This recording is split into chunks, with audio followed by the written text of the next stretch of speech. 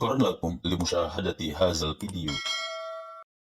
Bismillahirrahmanirrahim. Assalamualaikum warahmatullahi wabarakatuh. Sobat Juanda Firzal channel peduli pembelajaran bahasa Arab dan pendidikan agama Islam.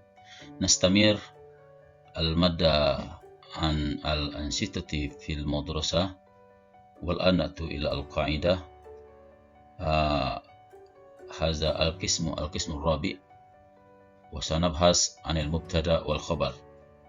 Mazalna fi kadi 3.8 lil fasli al-hadi asar untuk kelas 11 tentang deskripsi benda atau sifat al-maddah. Sifat al-maddah. Nah, apa itu al-mubtada wal khabar? Apa itu mubtada dan khabar? Sebelum kita bahas lebih lanjut tentang mubtada dan khabar itu, kami harap para pencinta channel Juanda Firzal, bagi yang belum subscribe, kemudian like, share, dan komen. Baiklah, apa itu mubtada dan khabar?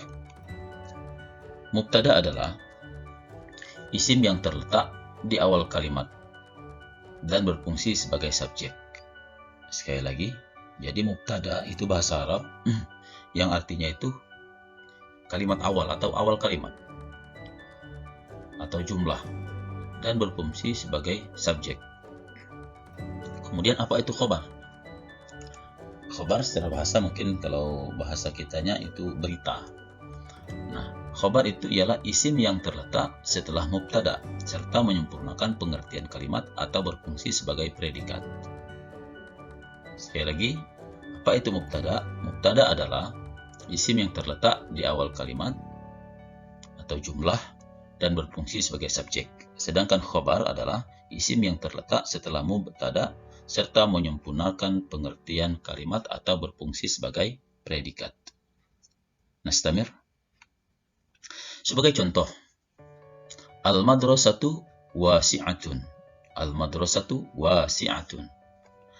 Al-madrasatu ini sebagai mubtada. Mengapa mubtada? Dialah di awal kalimat.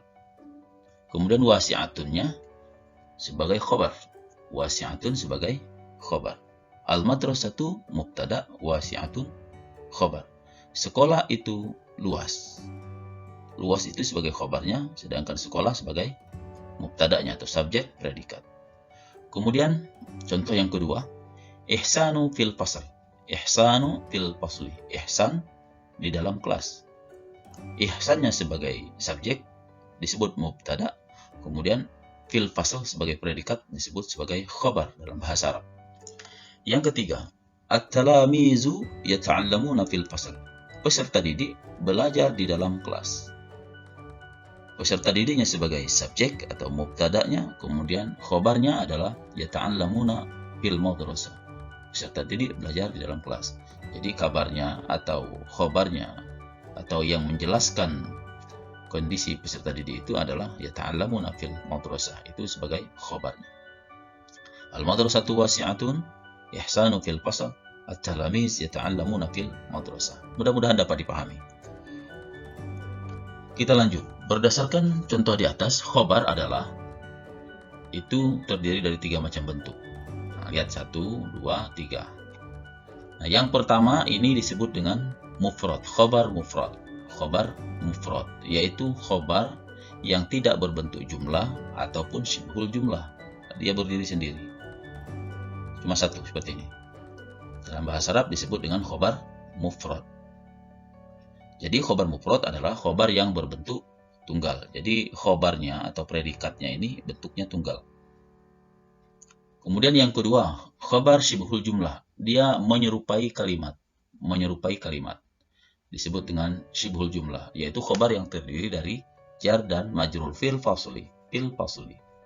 Jar majrur atau zorob dan mazrub. Nah, di sini contohnya fil fasli ini jar majrur. Jadi khobar syibhul jumlah adalah khobar yang baru menyerupai kalimat, bukan berbentuk kalimat. Dia bukan kalimat. Kalau kita jelaskan fil fasli, orang nggak paham.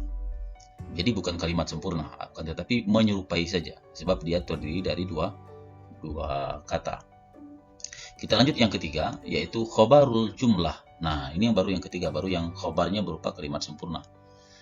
Jadi bentuk beritanya itu atau bentuk predikatnya itu disebut dengan kalimat sempurna khobar jumlah. Jadi para peserta didik atau para siswa belajar di dalam kelas. Jadi yang dimaksud dengan khobar jumlah adalah khobar yang berupa kalimat yang dapat dipahami atau kalimat utuh. Jadi walaupun tanpa at-talamis, di sini kan sudah jelas ya, ta'allamuna fil fasli, mereka belajar di dalam kelas.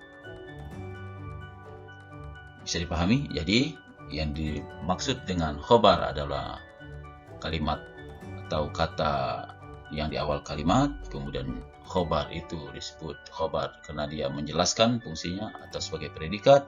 Kemudian khobar itu ada 3, ada khobar mufrad, ada khobar sibhul jumlah, dan ada khobar jumlah.